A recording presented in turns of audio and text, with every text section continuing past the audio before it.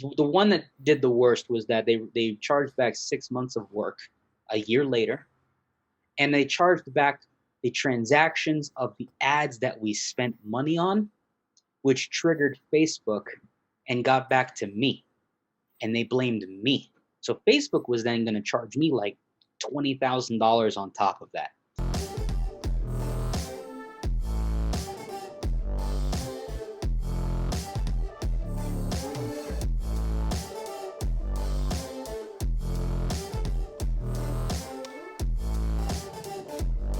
All right, David, welcome to the show, man. Appreciate you. Thanks for having me on. Absolutely, brother. It's an absolute pleasure. How's your day going today? I can't complain. Running ads for a living, it's different. Some days are great, some days not so much, but you just get used to the fluctuation. Yeah, man. So you must be used to working from home. All the time. I've only worked in an office maybe a couple years of my life ever. Otherwise, I've been at home working with all the craziness going on around me for years. Mm. So Corona wasn't much of a shake-up for you. You didn't have to close down any offices, relocate, all that crazy stuff that a lot of people have been dealing with.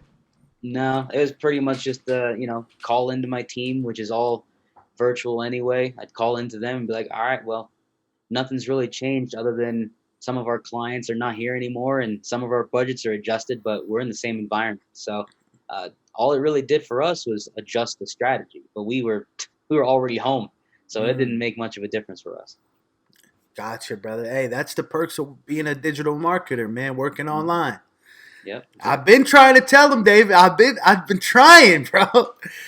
Some people listen, some people don't. I know you know what Yep, that's like, man. You know, yep. can't make them drink. Exactly. But working online has been one of the best things I ever chose to do, man. Just has. So, David, for the people that aren't familiar with your work, man, would you mind to give us a brief overview of what you're all about? Yeah. So I started back in '07, 2007, college freshman at the time of the University of Florida. Basically dove into the advertising world out of necessity, not out of pure joy and excitement. It was more of I fell upon it and was like, there's money to be made in this space. Don't know how much, but I know there's something. And so I took it upon myself to go through this journey over the last 13 years, now approaching the 14th year in business, of running ads for people. It wasn't something I thought I was going to do when I was a kid. It was something completely different, but it was something that I found I was really good at because I've always been analytical. I was always great at math. And a lot of advertising is analyzing charts. It's just like the stock market. You watch things go up and down. You know when you need to scale things, when not to. And so 13 years ago, Facebook was a new platform. It was only open to college kids. Some people in high school got codes to enter in early. I know I was one of them, just because I was 18.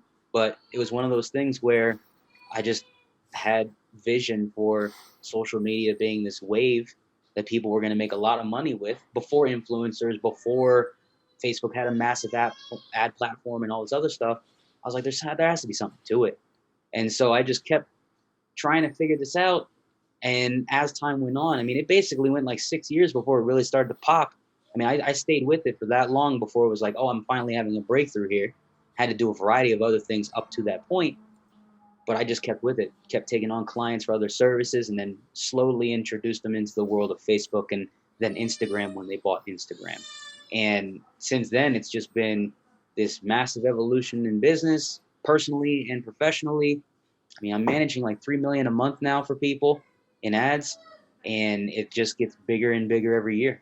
Mm, nice, man. Very impressive, bro. $3 million in ad spend from clients. How many clients would that be? You think? So right now, I have 36 clients, and that's 3 million per month.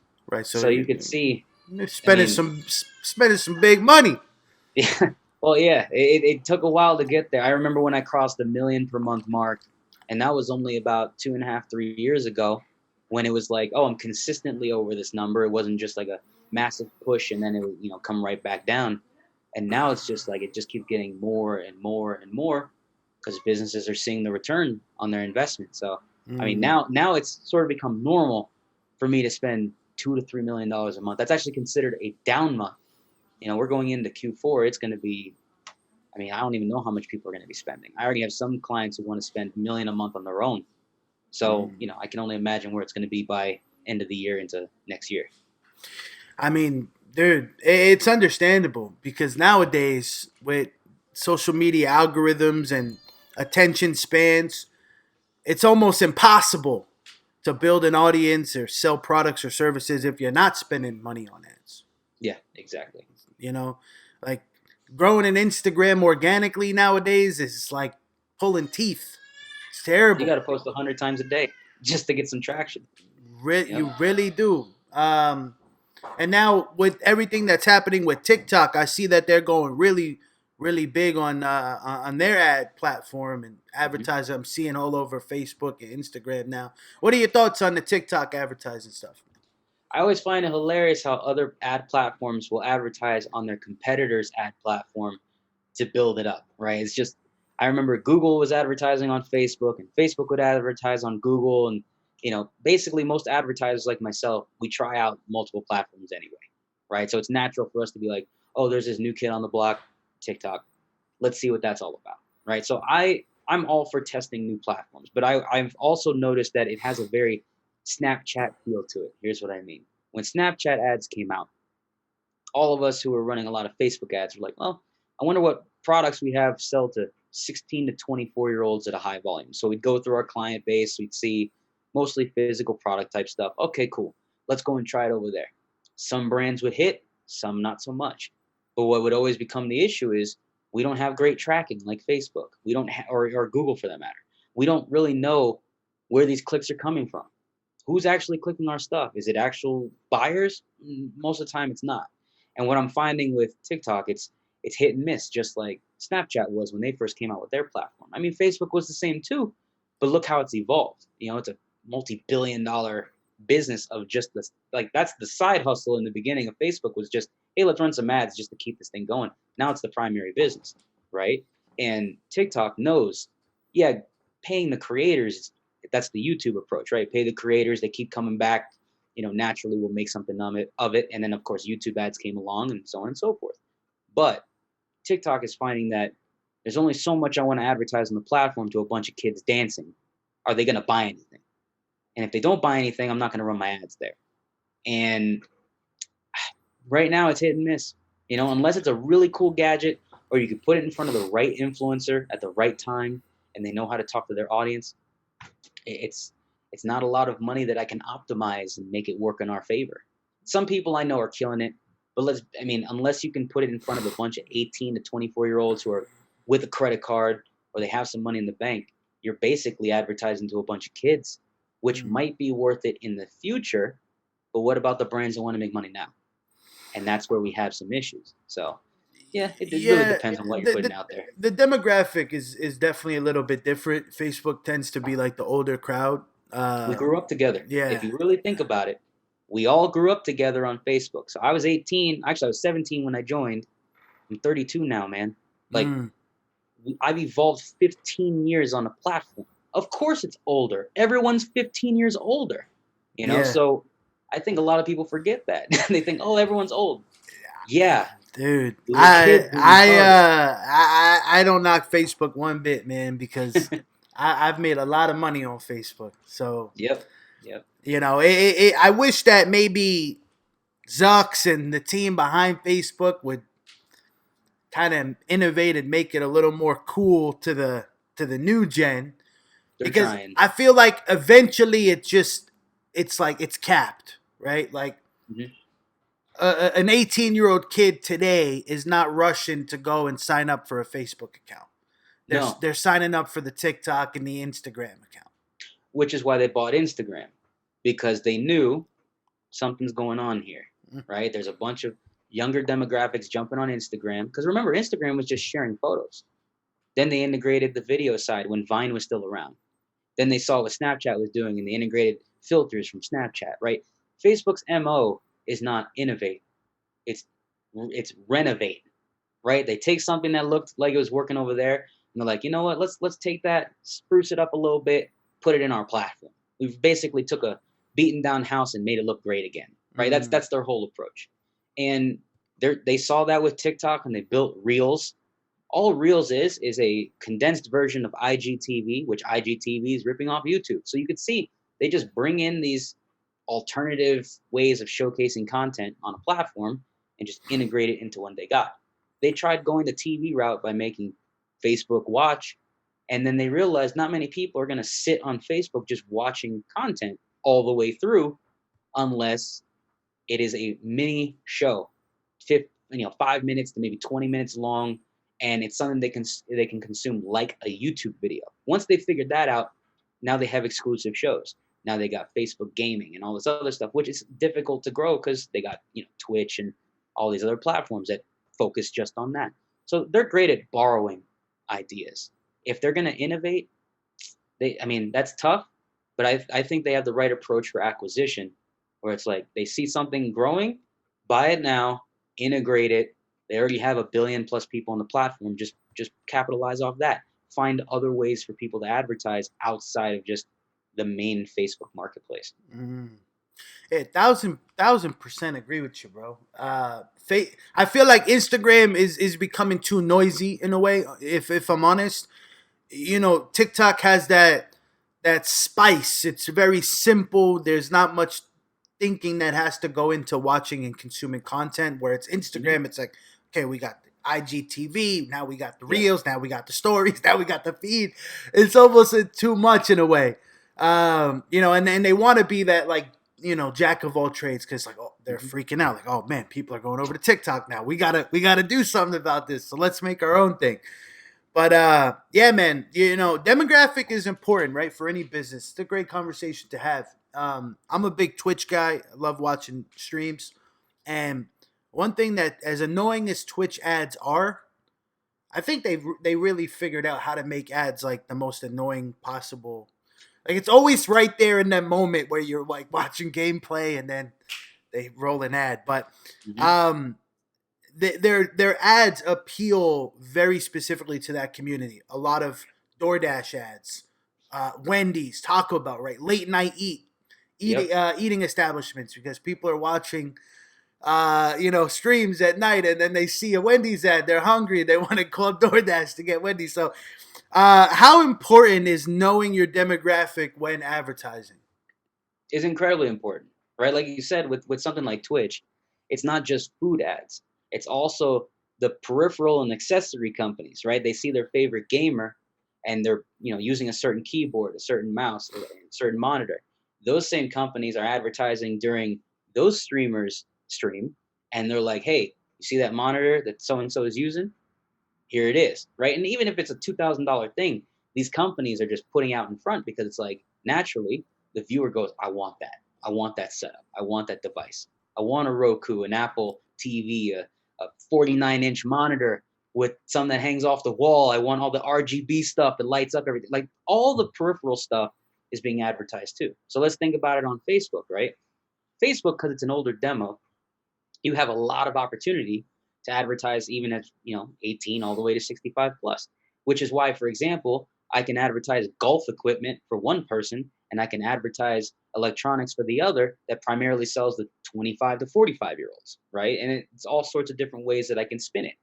But you have to be sure that you're not just blanketing the marketplace if you have a product that's not made to be consumed as in either a food product or something that they can educate themselves on across the board.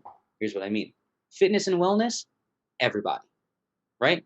Wealth creation, financial advice, everybody. But what if it's a health supplement that's primarily based on getting a bunch of muscle?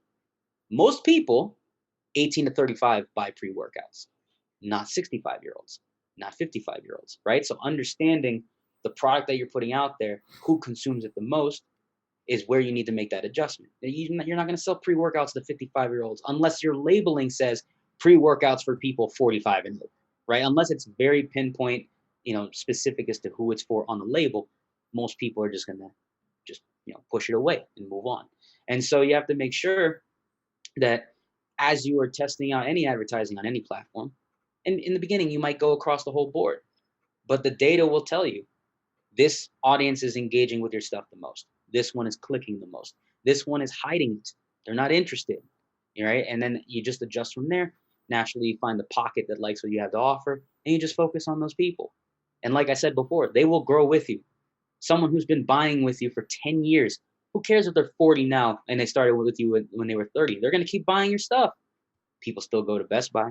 People still buy from Amazon. I mean, I've had an Amazon Prime account since I was 18. I'm still using it, right? It doesn't matter that I'm older. I'm still using it. I see the value. So you just got to make sure that you pinpoint the specific demo from the very beginning. Those customers will stay with you forever as long as you keep innovating and bringing them some cool stuff along the way. Absolutely, bro. You know, there's a few companies in 2020 that are nearly impossible to miss. Like Yeah. they're in your face all the time. Yep. One of those companies is Honey. Mm-hmm. One of those companies is Wikibuy. All the time.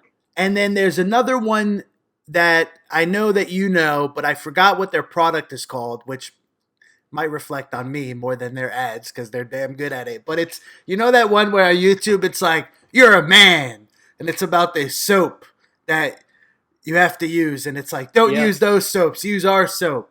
There's a variety of those. Okay. Hawthorne, Manscaped. I mean, Manscaped's doing stuff It too. might be Manscaped. Yep. I don't know. Anyways, those companies that run these ads, right? Like, you cannot watch a YouTube video without seeing one of their ads. How much would you say a company like that spends a month running those types of ads? So first off, notice with, like, let's say Manscaped, because it's men's grooming, which includes the razors, the soaps, the whole deal, right? So you know they're only targeting men primarily, but what people don't realize is they also target women because women buy those as gifts, right? So let's just say they target both sides of the spectrum. Probably completely different ads, right? The broader the audience, the cheaper the ad is, at least to deliver it in the beginning. So with something like Manscaped, I wouldn't be surprised if Manscaped is spending on a bad month a couple $100,000 a month to as much as possibly even $1 million a month or more. And I say that because during the holiday season, they probably spend much more because they know that their product are gift related. It's a lot of women buying gifts for their husbands or boyfriends or whomever, even gag gifts for like friends of theirs, right?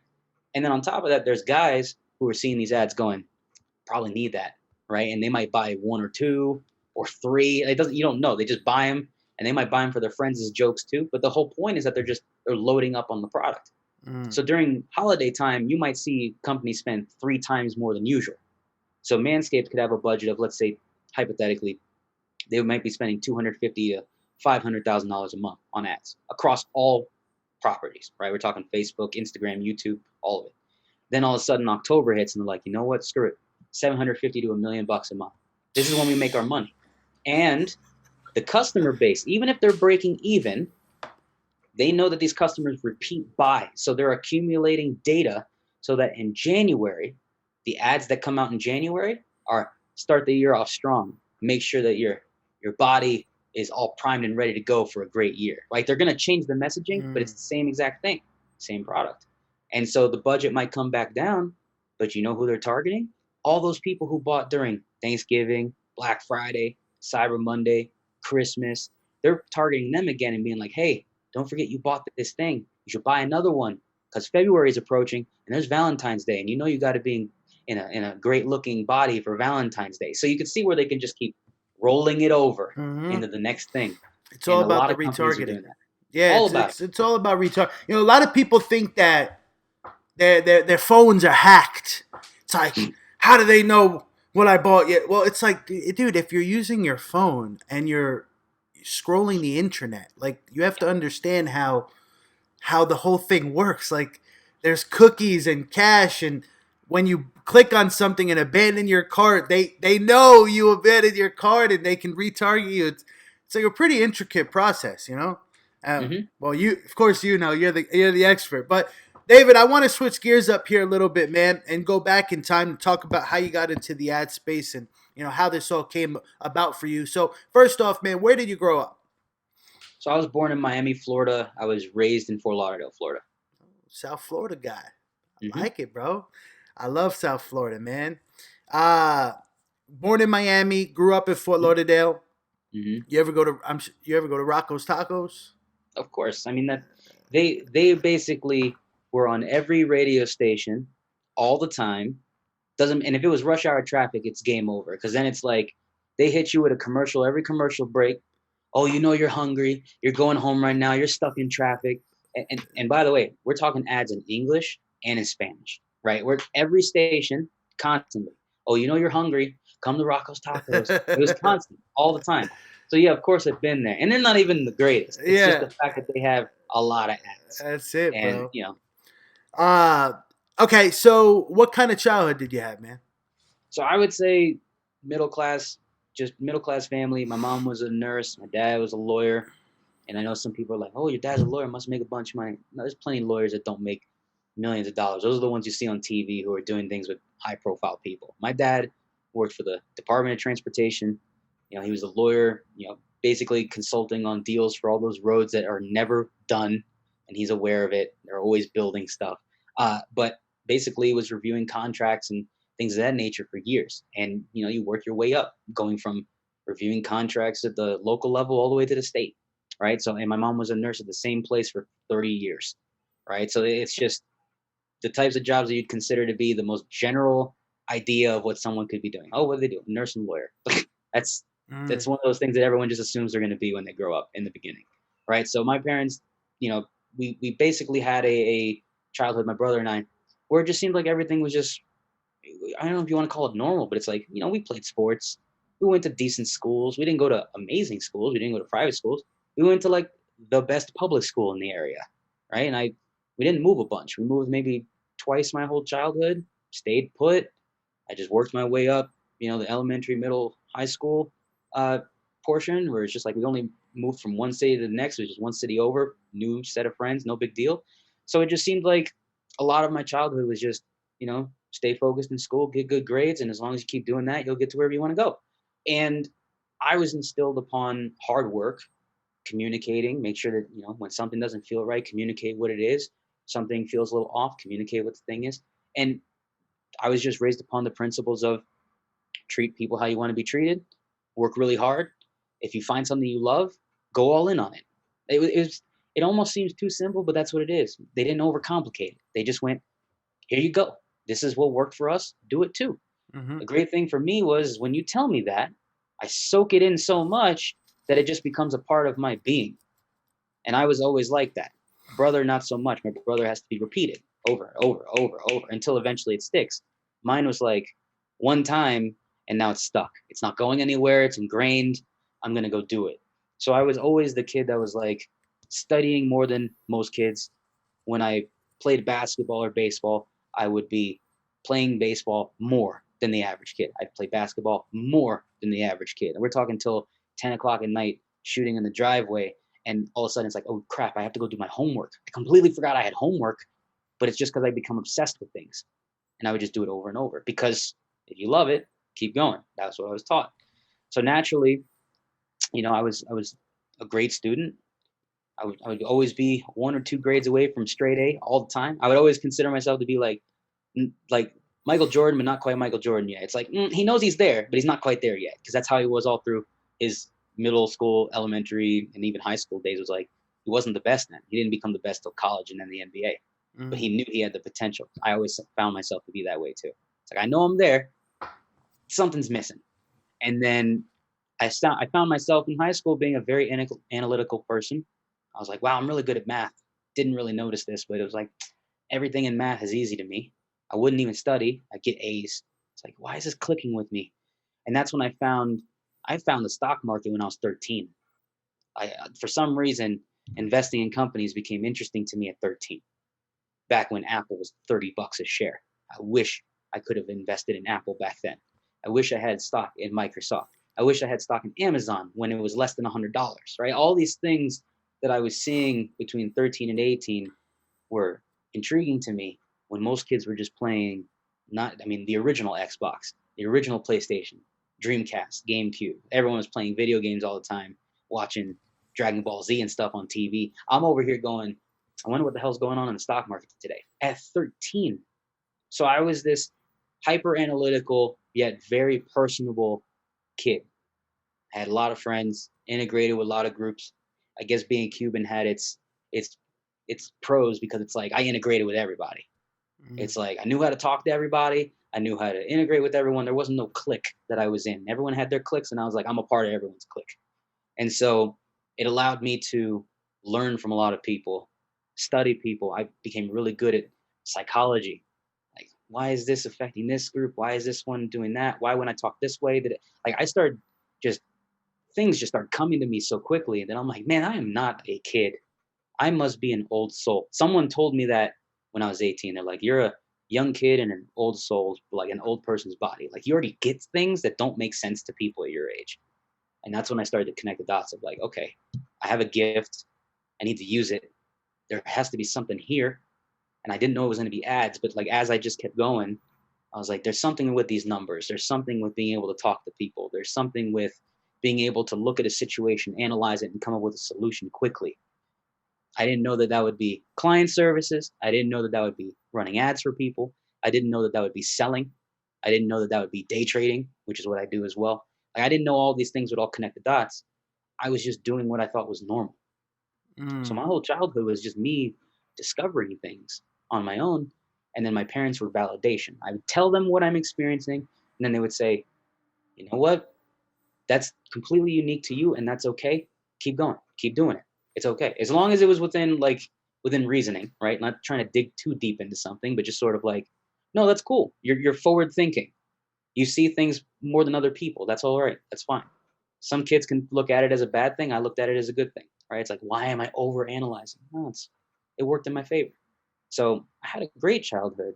There wasn't anything hard about it, but a lot of that mental stuff can get in your own way. I know plenty of people who are like me, who they would overthink things so much that they would get depressed where they couldn't figure out answers to things. Right? It was just like thinking and thinking and thinking and thinking and could never shut off. Mm. So they would run into the brick wall, as everyone would say. Right? I felt like I was running in circles, or I kept hitting a wall and I didn't know what to do next. I hit those too. That's what happens with people who think a lot. And so, I became one of those people that was just like constantly analyzing situations and almost becoming if you think about it, there's a savior complex behind that, because when you think you know the answers to everything, you tend to want to give everyone the answers, and that has its pros and cons, right? So a lot of More my childhood cons is than pros.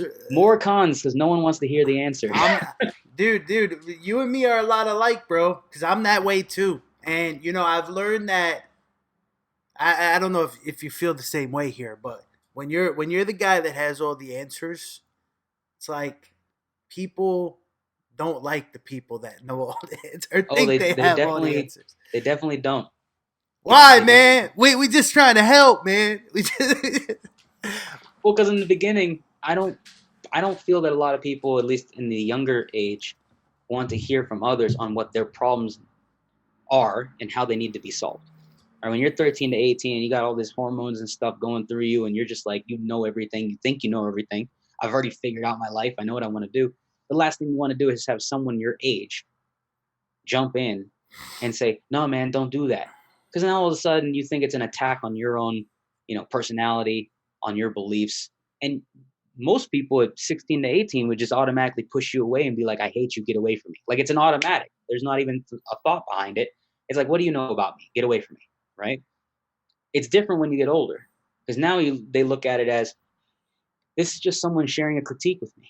Now, whether or not I want to take it is on me, but I could still hear what they have to say. I could still feel into what they have to say. I can decide after that whether or not I want to judge them for the response, or if I want to take it and do something with it. Right? There's more like problem solving oriented like personality built in when you get older, because then you know what to take in with a grain of salt versus what might actually be true. And then you're like, you know what? Maybe I should listen to that. I get more people asking for advice now than I did when I was younger, and I'm happy to give it to them. And I always tell them at the end, whether or not you do it is not my problem. I'm just telling you what I see. That's Mm. it. So whether or not they do it is on them. And they could do the same to me. I'm still going to take it in. So, David, let's talk about that high school period. So, Yeah. you did really well in school, Yes. and you graduated. Now, did you go Yeah. to college, or did you start your? You did go to college. Yeah, I went to the University of Florida Okay. from 2007 to 2011, or as I like to call it, the prime years, because Tebow was there and the basketball team was winning all the time. And so I had the craziest transition from being the all-star student who played sports, president of clubs, doing everything. Let's just one of the most popular people in the school, to go into a place where I knew nobody, even though it's all in the same state. Didn't know that many people, and I wasn't used to having a lot of parties around me, because during that time, the University of Florida was the number one party school for multiple years. So I went from studying all the time, doing things that I enjoyed, to like, oh, what is this? Alcohol? What is this? Parties all the time? Football games every weekend? I didn't know how to adjust to that because it was all new. As my friend would say, I was constantly stimulated by multiple things. What is all this new stuff? What is this? What is that? So I just kept integrating with these new people. I thought that was my way of integrating, was like, oh, I should go to this party. I should go do this. I should go do that. And it ended up derailing me in the studying part of college. Now, don't get me wrong, I still got my 4-year degree and everything, but the business all started because I messed up my first semester. I messed up in the business school. I went from setting myself up to getting a finance degree. I had this belief of like, man, I love stocks. I love investing. I'm going to become an investment banker. I'm going to go in the business school. I'm going to go in the finance, the finance path. I'm going to, do everything I need to do, and I'm going to go work on Wall Street. Within one semester, I completely messed that up by going from, you needed a 3.0 to stay. Within my first semester, I was at a 2.1 after the first semester. In order for me to get a 3, I had to get straight A's. I had never gotten straight A's ever in my life. There was no way I was going to do it magically in the second semester of college when I had never had straight A's ever before. So I just went on this journey of like, there has to be something else, right? So I did what everyone does now, which is you go to Google and you type in how to make money online, except I did that back in 2007. So I typed in how to make money online, and I went down this massive rabbit hole of blogs and articles and YouTube videos. There weren't that many YouTube videos back then of people making money online, but I took everything I could. I just remember myself staying up all night reading this stuff as if it was like a test, because I kept reading and reading and reading. Oh, there's blogging, there's PPC. It wasn't even social ads. It was just AdWords, PPC, Yahoo, MSN before it was Bing. Even there was some third-party search engines as well that you would run ads, and then people were doing SEO, local SEO, and Google Places came out, not Google Local or anything. It was Google Places back then. So I just started to dig into everything. And then social ads came up as an idea because someone wrote a post about how the future is people running ads on social networks. And I'm like, oh, this is interesting. And after reading their vision on what that would look like, it had nothing to do with Facebook. They were talking about MySpace, and there's going to be other networks that come out where people connect, and there'll be ads on there like it's a TV station. Like, in hindsight, it all makes sense. But back then I was like, we'll see. Maybe. Right? Maybe I should learn some SEO and some web design, build some WordPress sites and stuff, because at least I know I can do that in the future. Sites aren't going anywhere. People need to rank. That's cool. But I started with the Facebook ads because when the platform opened up, it was brand new. It was open to the public for the first time. Not many things were not allowed. You could promote whatever you want. So I figured, you know what, $5 a day, I'll use some of my loan money that I took out for school towards this, because, hey, at least maybe I'll get something out of this. If I put $5 in, I'll make 20 back. That was my thought. So I just started to test things out on Facebook. And next thing you know, I'm not studying anything at school at all. I'm like getting by, getting some B's here, some A's there, a couple C's here and there. I was not studying for school, though. I was studying making money online, learning SEO, learning design, learning development. Social ads were just coming to fruition over that 4-year span. Like, by the time I graduated in 2011, like, more people were starting to ask about it. And so I just kept on that path of just, yeah, I was still partying. Yeah, I went to football games and all that. I went to a lot of things, and it was great. I would never, ever say it wasn't worth it. Yeah, it was $40,000 of partying, basically. But the main thing is that I also got a ton of connections. And if I never went through that experience, who knows if I ever would have dove into advertising. I had to go through that failure in the first semester to have that moment where I did all the Google searching, which then led me to, oh, I want to do this for a living. So it all happened for a reason. I just happened to stick with it. And it still wasn't a prominent thing for people to run ads on Facebook until a couple of years after I graduated. I think around 2013, people started to ask me, how do I run ads on Facebook and what is Facebook? We're already talking 6 years in the game for me, and people finally started to ask about it. So I had to wait quite a bit of time before things really started to work out. Mm. So you create this agency. What's the agency called? Convert ROI. And has that name been the same since day one? Nope. Okay. Nope. So this is the second version of it. I had a completely different company name with a partner. We worked together. We both went to the University of Florida. He was only 1 year older than me. He actually had marketing experience. I gave him the idea around an agency. I came up with the name. I registered the company in Florida, like all that stuff.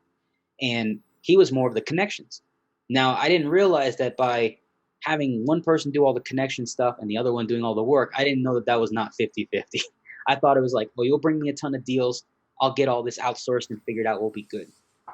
It ended up being more like 80-20. I was doing 80%, he was doing 20. Yeah, he'd send us deals here and there, but nothing that was groundbreaking. I wasn't making 20K a month, 30K a month. We were making 10K as an agency. 50% of that would be to service providers and outsourcing, and then we'd have to cut the remaining 50% in half. So yeah, don't get me wrong.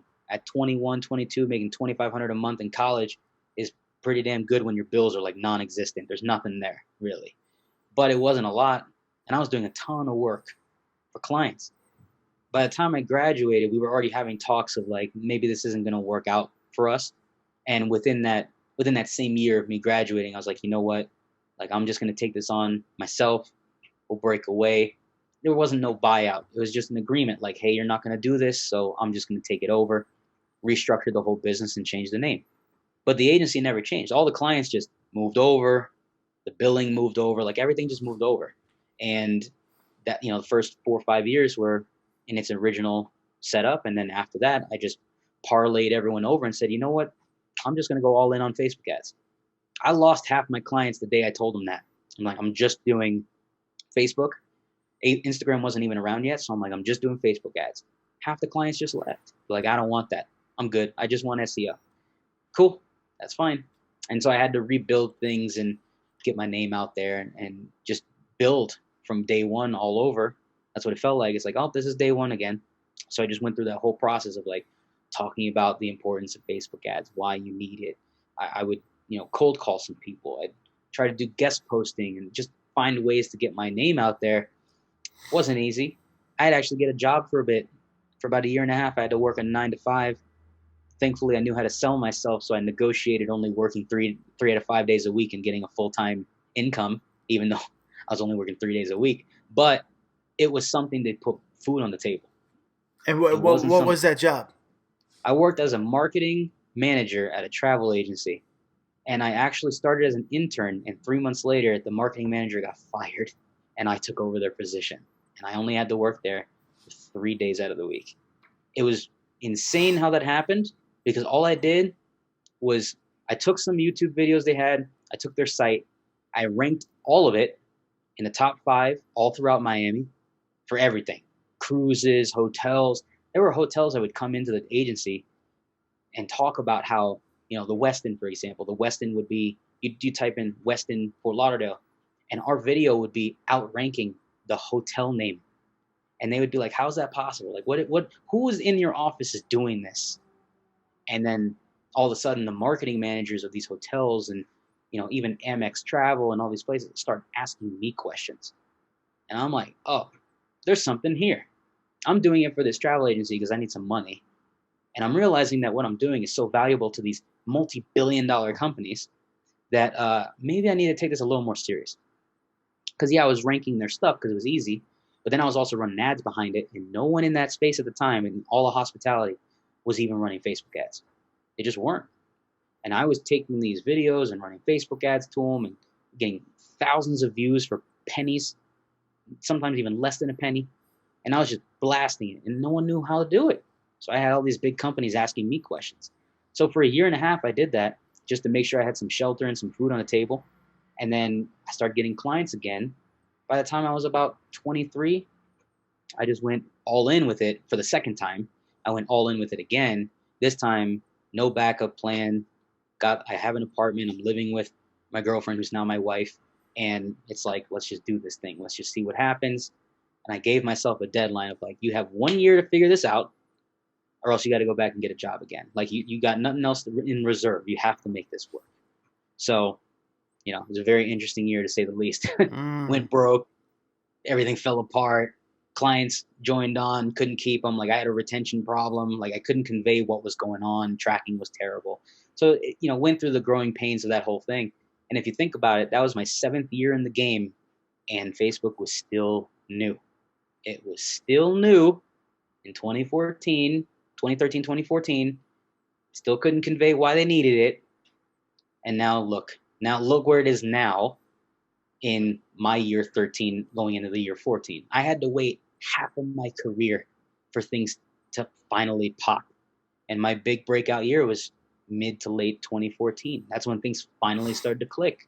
So 7 years of this, doing other things just to compensate for this.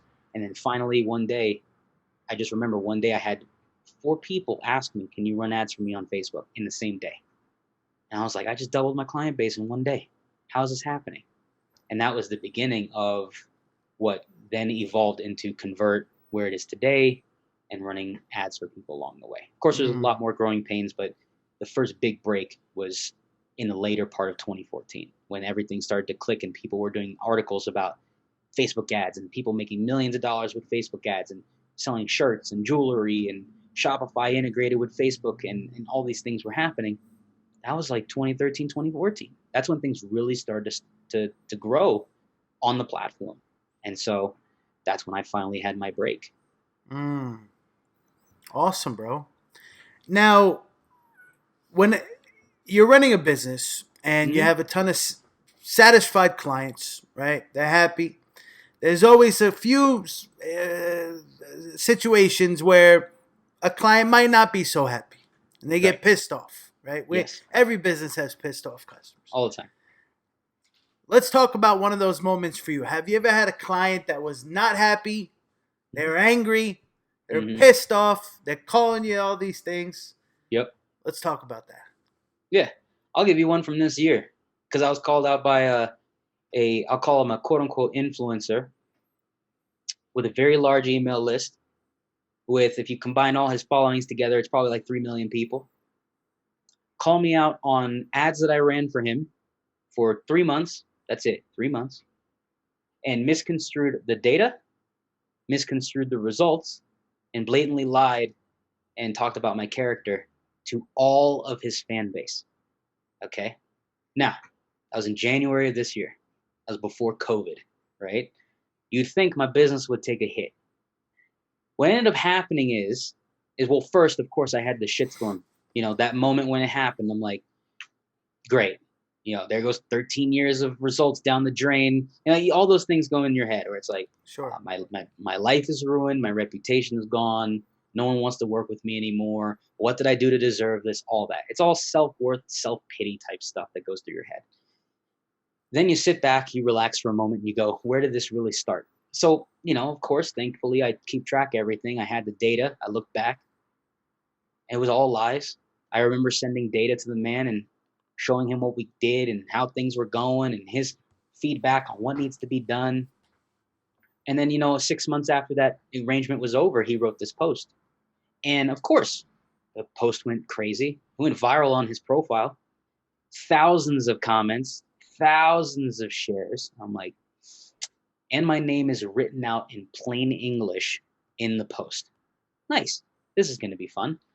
Shared in groups that I'm in with other advertisers. I'm like, this is bad. Like now it's just getting terrible. What ended up happening though is that it turned on him because all of the people that I helped came by my side and were like, something seems a little off here. But I had like a solid 3 days of me panicking. I had people hitting me up. Have you seen this? Did you know you were called out? Did you know so-and-so's talking crap about you? And it just went on and on and on. 3 whole days. It wouldn't stop. Instagram and Facebook constantly being sent stuff. Even email.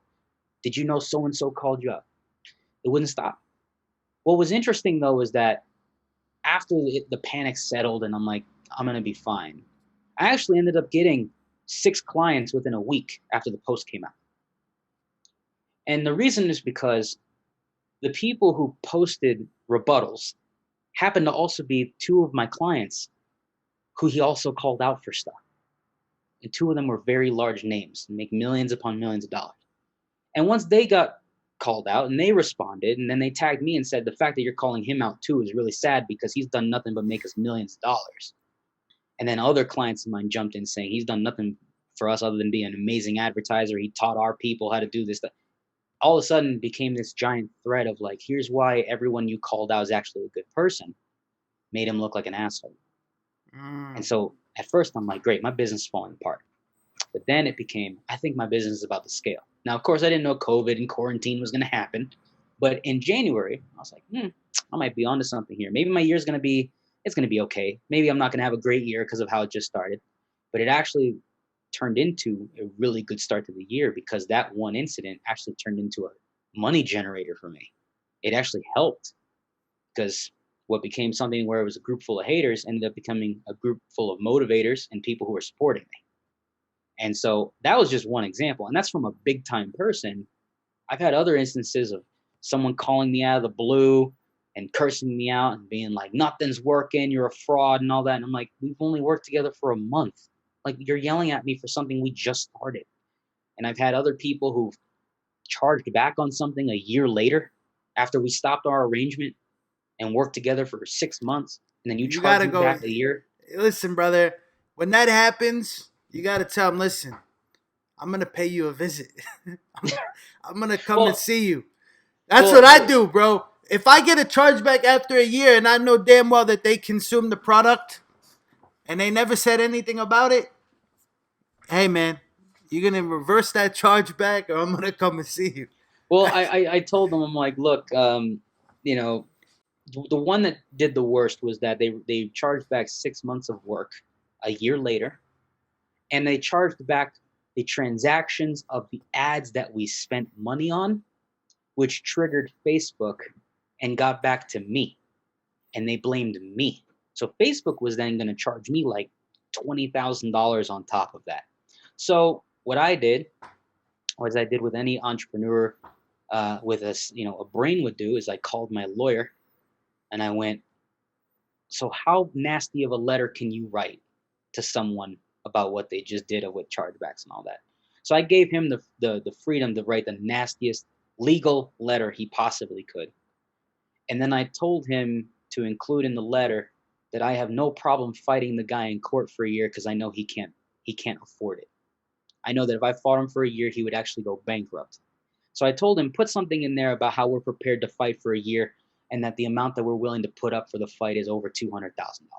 Even though I didn't want to spend that, I was like, just put it in there just to see what would happen. Not only did the letter get all those charges reversed back, where it's like it didn't get taken out of my account, I got my money back. But then I sent that same letter to Facebook saying this is the person that's screwing you over, and they actually went after the guy. So they didn't come after me anymore. But that was a nice 2-month exchange of legal letters, phone calls, not phone calls by me. I had legal counsel call the guy directly and be like, you want to really scare the shit out of this guy? Go call him. You call him and be like, hey, I'm the lawyer of so-and-so. We need to have a discussion, and just see what would happen. And man, it worked. You want to talk about somebody being, everyone's a keyboard warrior, right? Everyone's a gangster when no one's in front of them talking back. Let me send you a lawyer who's on a massive retainer who has no problem going after you and your family if you keep this up. Because they have no emotional attachment to you. Their emotional attachment is to me. And lawyers are cutthroat. They will go after everything if you keep that shit up. So I let him do his thing. And I was like, I don't care how mafia-esque you want to go. Just do whatever you want. Say whatever you want. I don't care. That's why I'm paying you, right? Just go do whatever. By the time it was all said and done, all the charges were reversed. Everything was fine. I got my name cleaned. But dude, I've had some nasty exchanges, and I've had some people who are just like, you know what, man, this isn't working. And it's all over the spectrum. It's how you handle it. You want to get nasty, I can get nasty too. I'm Latin. I could yell and scream all day. You're never gonna win. Because my whole thing is I was taught to keep yelling until I'm so loud you don't want to talk anymore. Like you're just gone. You're done. So, even if I'm wrong, I'll just keep yelling because at some point you're gonna quit. So Mm. that's how I am in business. Like, oh, you want to get loud? I can get loud. I also run ads for a living. I can make things loud. It's not difficult to make things appear loud. So, if you Mm. want to fight, you could fight. That's business, man. You hear about big time CEOs getting sued for the most petty stuff ever. Kanye gets sued every week for something. It's like this is a part of their life. And the bigger you get, the crazier the problems become. But you also become more prepared for these things. Mm. So the more that I've spent for people, the crazier the stories become. The bigger the companies I work with, the bigger the problems become. It's just a part of the deal. So, it's crazy to even think that a part of your expenses become paying lawyers. Just having someone that you can call. It doesn't matter if it's like, oh yeah, as an example, it's like, I can't believe I'm paying someone $1,000 a month just to know I can give them a phone call. Just to make a phone call. Not even writing contracts, just to be able to, pick up my phone and be like, hey man, I have a question. Just having to do that. That's part of the It's the game. cost of doing business, my man. Yep. No, I Exactly. know that game well, brother. In real estate, you always gotta have a lawyer, man, and Yeah. you can Things get into happen. some shit Houses real get quick. houses get torn down that you're like, I didn't think they would ever do that. Walls have holes in them that weren't there before. Locks get kicked in, doors get kicked in, like all that stuff. Yep, I have yep. clients with horror stories in real estate, and they're like, It's, man, we got 2, 3 retainers of lawyers for different things. it's the name of the So game. It's an I get expensive it. world, man. Yep. It's an expensive world. Yep. Shit. Even sending a damn text message to a lawyer gonna cost you $75. At least 50 to 75 bucks. That's That's that's it, always brother. the joke. See it on the invoice, man. Text message response $50. What the? You gonna charge me to leave me a voicemail? It's crazy. Man. But I'm glad to hear things are going super well for you in 2020, man, and you're making the best out of this shitty year. For a lot of people, 2020 has just been terrible, man. But it's great to see some entrepreneurs that are, rising above and crushing it. Uh, before we wrap up here, David, I'm curious, man. What's your message to the people, man? What's your message to the people that have tuned in to you for the last 50 minutes? Sure. So I wouldn't even say this is just business. This is life in general. Everything takes practice, patience, and persistence. Period. Right? It doesn't matter if you're talking sports, you're talking building a business. Everything you do requires some sort of practice, right? It's honing in on your craft, doing things over and over and over until you feel like you're the expert. And then as time goes on, people will validate that belief, right? I feel I'm the best in the world at what I do. Over time, someone's going to eventually say, man, you're like the best at what you do. Well, there's the validation I needed. So I guess the practice is working, right? So I'm going to keep doing this over and over because you naturally want to be great, right? You want to be the best. And if you don't, well, that means you got to keep practicing, right? So I'm constantly practicing what it is I do, whether it's trading, whether it's running ads, always doing my practice. Now, the patience part is what I mentioned as well. It's like as you are practicing, you are patiently practicing, waiting for that result to come, right? I'm working with clients. I'm doing these things. As I keep working with these people, maybe bigger clients will come along. I'm doing the work. So you are patient with the end result. Elon didn't build Tesla in a year to get to where it's at today. It's been 10 plus years of just grinding to where now the company's worth billions of dollars. It took a while, but he kept going and he spent a lot of his own money to get there, right? So he didn't just practice what he was preaching to people about solar and Tesla and all that. It's like, no, no, no. The dude has been patient in achieving these things. He was practicing constantly, but he also did the third thing, which is he was very persistent. People tell him he couldn't do something, he kept going. Same thing with me. Oh, there's no way you can make this account scale to $1 million a month. Kept going, kept doing it, kept doing my thing until eventually it became a reality. There's no way that you can make this thing work. Kept going. I was persistent in the result. I just kept going until eventually one day it all clicked and then things started to work out, right? So I find that all three of those things not only work really well as something to follow in business, it just works well in life. If I want to be in the best shape of my life, I know I got to practice eating better and I need to practice exercising. And it needs to become a daily practice of doing these things over and over until it becomes a part of my day-to-day life. and I got to be patient with achieving the result I want to get to, whether it's losing weight or, a certain health related, measurement I want to achieve. And then I just got to be persistently doing those things. And so I find that the 3 Ps, as I'll reference it, I just follow those things every single day for everything I do. Solid stuff, brother. Gold nuggets right there. David, man, where can the people hit you up? What's the call to action for you, man? So if you want to work with me directly, whether it's get some consulting on your ads or you want them done for you, you can go to convertroi.com. If you want to learn how to do all this yourself so that you can run ads on your own, build your own business, build your e-com store, whatever it may be, clicksconversionsclients.com. Basically the 3 Cs, that's what everyone looks for. They want clicks, conversions, and clients or customers. And you can learn how to do everything that I do when it comes to ads over there. It's a course, very in-depth, constantly updated because Facebook's always updated. So those 2 places you could find me when it comes to learning how to do it yourself or if you want it done for you. And lastly, if you want to find me, you can go to Facebook or Instagram, type in David Schloss. I have the blue check on both platforms so you know you're talking to the right one. And then you can find out what's going on in my world in both of those places. My man. All right, brother. And we'll link all that stuff down in the show notes. David, thanks for stopping by the show and sharing your story. Enjoy the rest of your week, brother. Crush it and look forward to connecting again soon. Appreciate it. Thank you. All right, brother.